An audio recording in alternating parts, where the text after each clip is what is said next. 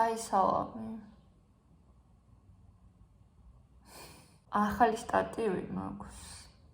თან უბრალო არ გეგონოთ ის კვადრიას ring lights რასაც ეძახიან ის მოყვება და აი ძალიან მაგარია. დღეს კითხვის დღე გვაქვს. ესე გადავწყვიტა. თქვენ გამოიცანეთ რას წავიკითხავთ. გამოიცანით რომელი ქართული ხალხური ზღაპრის გმირია. დღეს წავიკითხავთ წიქარას. ეს არის ჩემი ბავშვობის ერთ-ერთი ყველაზე საყვარელი ქართული ზღაპარი. დავიწყოთ. გამომცემლობა არის სოლიანი კატა. ეს არის ესეც ჩემი ყველაზე საყვარელი ქართული გამომცემლობა. ხოლო მხატვარი გიორგი ჯინჯარაძე. მხატვარს აქვს ლომის წვლილი ალბათ აი ამ წიგნის შექმნაში. იმიტომ რომ თქვენ თვითონ დარწმუნდებით რატო. შუქი წავიდა, მაგრამ ეგ არაფერი. იყო და არა იყო რა. იყო ერთი პატარა ბიჭი. ვიც ერთი ხარი ყავდა. მოვიდა შუქი. ბიჭს ერთი ხარი ყავდა, სახელად წიქარა ერქვა. წიქარა მისი ერთადერთი მეგობარი იყო. და ამიტომ ძალიან უყვარდა. ყოველდღე მინდორში დაჰყავდა. დაბინებამდე აძოვებდა. ჭრილში ასვენებდა, რომ სიცხეს არ შეეწუხებინა და ისი მოვდით თვითონაც ხარობდა.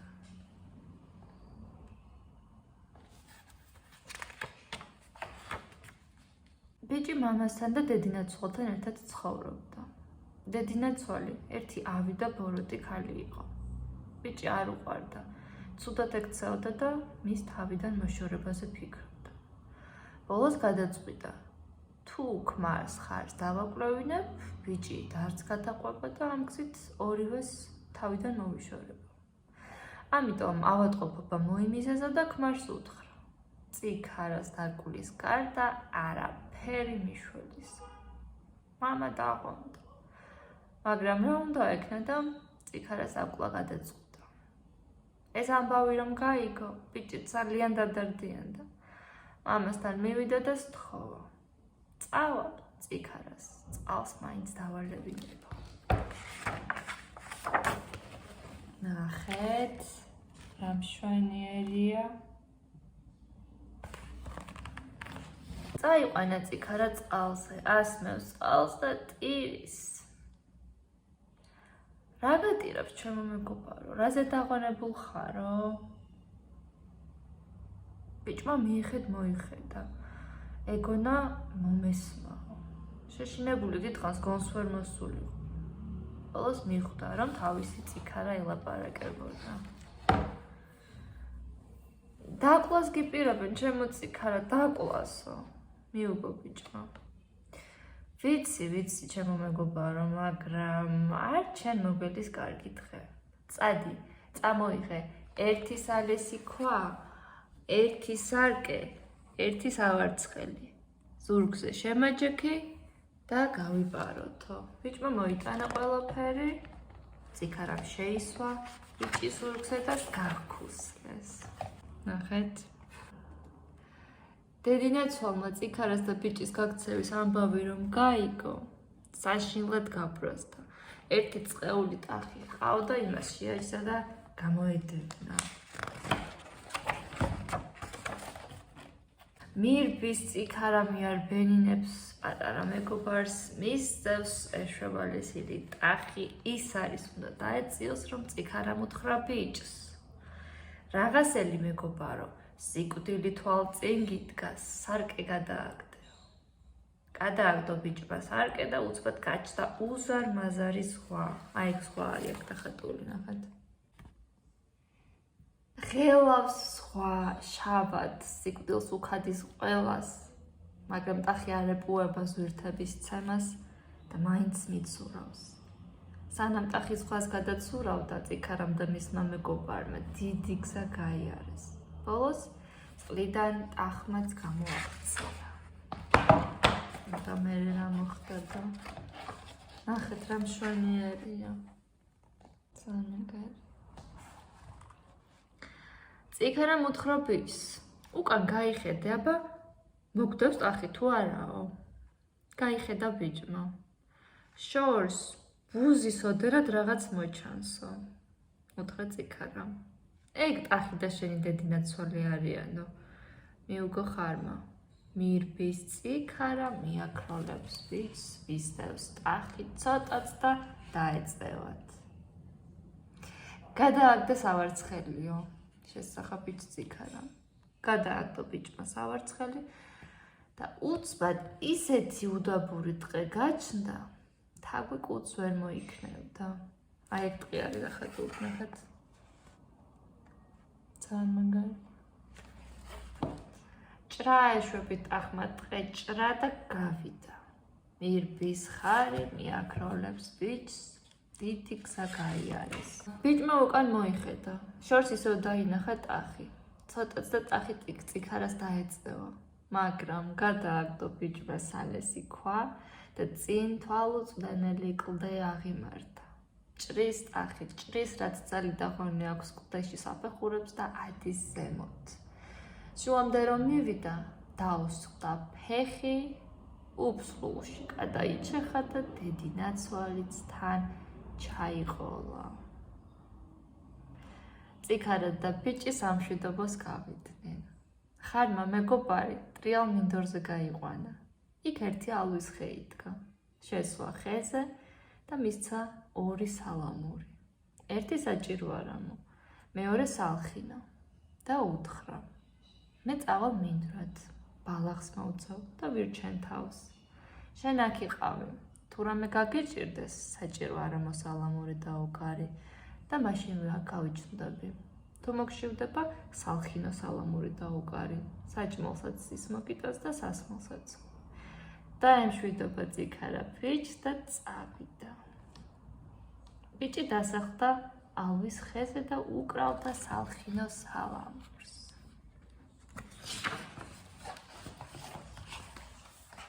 ნახეთ, აბა აქ რა მოხდება, ვნახოთ. ერთხელ სალამურის ხმა ერთმა კუდიანმა დედაბერმა გაიგონა. ძალიან მოეწონა და მიჰყვა ხმას. ხმა ალვის ხესთან მიუყვანა. ხედავს, ბიჭი სალამურს უკრავს. პეპლები კი გარშემოხვევიან, სალამურის ხმაზე თამაშობენ. დედაბერის შურით აივსო, სალამურის ხელში ჩაგდება, გადაწყვიტა და ბიჭს ქვევით ჩამოსვლას თხოვა. მაგრამ ბიჭი არ ჩამოვიდა.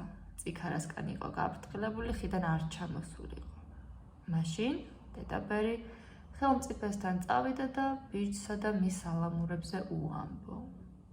ხელმწიფემ დაიბარა თავისი ნაზირ-ვეზირები და უბრძანა. ბიჭი თავისი სალამურებიანად მასთან მიიყვანაც.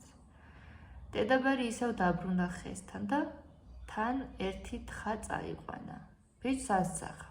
გთხოვ, ეს თხა მომაწველინეო. კეთილმა ბიჭმა დახმარებაზე უარი ვერ უთხრა.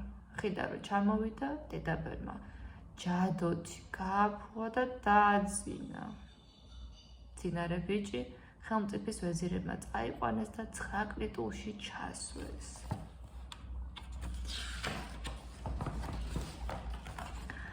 გამოეღვიძა ბიჭს 9 კლიტულში და დაღონდა. დაუწყო სალამურებს ძებნა, მაგრამ ალვის ხეზე დარჩენოდა. ამ დროს 9 კლიტულს ყვავმა ჩამოუფრინა. ბიჭმა შესწახა. ალვის ხეზე სალამურები დაუნჩა და გთხოვ, მომიტანეო. შენ რო ქვებს მესროდი, აღარ გახსოვსო? უპასუხა ყვავმა და გაფრინდა. ჩამოიფრინა ბეღურა. ბეღურა, ალვის ხეზე სალამურები დამჩა და გთხოვ, მომიტანე რაო. შენ რომ ახეს მიგებდი და ბუდეს მიშლიდიო? დააღონდა ბიჭი და ატირდა. ამ დროს ჩამოიფრინა მერცხალმა. ბიჭმა ასახა. საით მიფრინავ მერცხალო, საითკენ მიეშურები, მინდორთ რომ ალვის ხეხარობს, ცივნი წყარონი დიანო. პეპლებიც იქაც ხდებიან ტურფად, ჭრელ მხრებს აშლიან, შეიკრებიან ჩიტები, ყველანი შეკრბებიანო.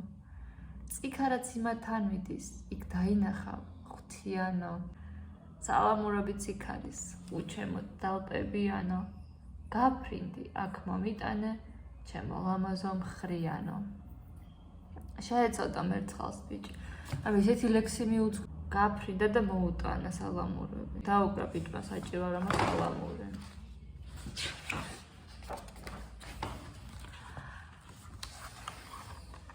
წიქარამ გაიგონა თუ არა სალამურის გულსაკლავი ხმა, მაშინვე გაეშურა მეგობრისაკენ. ნახეთ.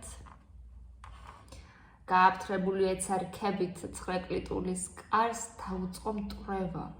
8 კარი შეამტრია, მაგრამ ეცხრეს რომ მიადგა, ცალი რქა მოსწყდა. აწვანი. უცბად საიდანღაც ერთი თაგვი გამოოცრა და წიქარას უთხრა.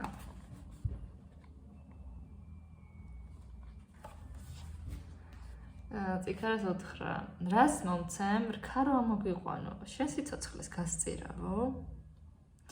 გავწირავო, უთხრა წიქარა. თაგვმა ჯადოსნური სამყურა ბალახით ააგდა ჭრილობაზე და ამოუყვანა რქა.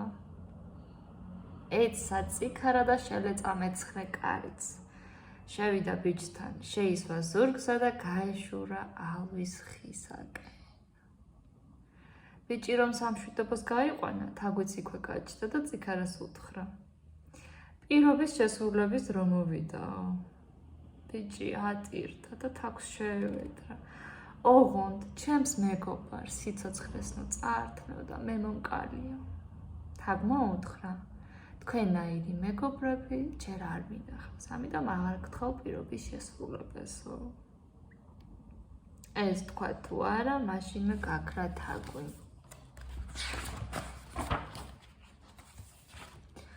წიქარამ კი ბიჭის სხვა მხარეს წაიყვანა. იქ, სადაც კუდიანი დედაბერი ვეღარ მიაგნებდა. მოძებნეს უფრო მაღალი ალვის ხე, ბიჭი ისევ ხეზე დასახლდა თავის სალამურებიანად. წიქარა კი წავიდა მინდორში და როცა ბიჭს თავისი ერთგული მეგობარი ძალიან მოინატრებოდა, დაუკრავდა საჭივარაბო სალამურს, გაიგონებდა წიქარა სალამურის ხმას და მაშინვე თავის მეგობართან გაჩნდებოდა ხოლმე. ჭირი იქა, ლხინი აქა, კატო იქა, ფქვილი აქა. რა მაგარია. ძალიან მაგარია. ნახეთ რა. უკან რაღაც წერია და მინდა თქვენთან ერთად წავიკითხო. გიორგი ჯინჭარაძეს სხვა მონაწილეებთან ერთად ეკუთვნის მუზეუმ წიქარას შექმნის იდეა. ფრანკფურტის 2018 წლის წიგნის ბაზრობის საქართველოს საპატიო სტუმრის სტატუსის პროგრამის ფარგლებში გაიმართა გამოფენა, სადაც სხვა ქართული მხატვრების სტრატეგიის გვერდით წარმოქმნილი იყო მისი ნახატების წიქარის ილუსტრაციების ნაწილი. ამ ერთ-ერთი ყოველ ცნობილი ქართული ხალხის გამოცემა სწორედ მაშინ გადაწყდა.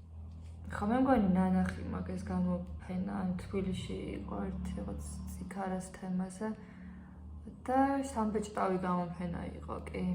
ეს არის ჩემი ყველაზე საყვარელი ქართული გამომცემლობა. იშვიათად რო ნახო წიგნი, რომლის ილუსტრაციაც მოგეწონება და ერთ-ერთი გამონაკლისი არის სწორედ ზოლიანი კატა. და სულ ამბობ ხოლმე და ეხლაც გავიმეორებ, რომ აი კონკრეტულად აი ამ ზღაპარზე, ხო, შეიძლება საერთოდ არ წაიკითხოს ეს ზღაპრად, მაგრამ გონია რომ იმ წიგნების რიგში, რომელიც უბრალოდ უნდა გეტოს სახლში. ესეთი საოცარი ილუსტრაციები